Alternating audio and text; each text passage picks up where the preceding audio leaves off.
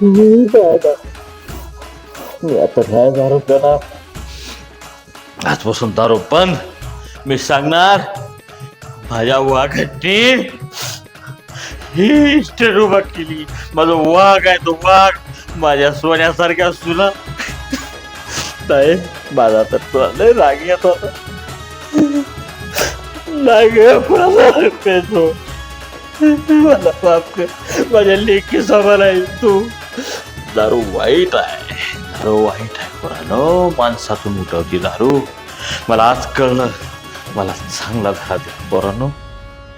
झोपा, सुखाने संसार करा.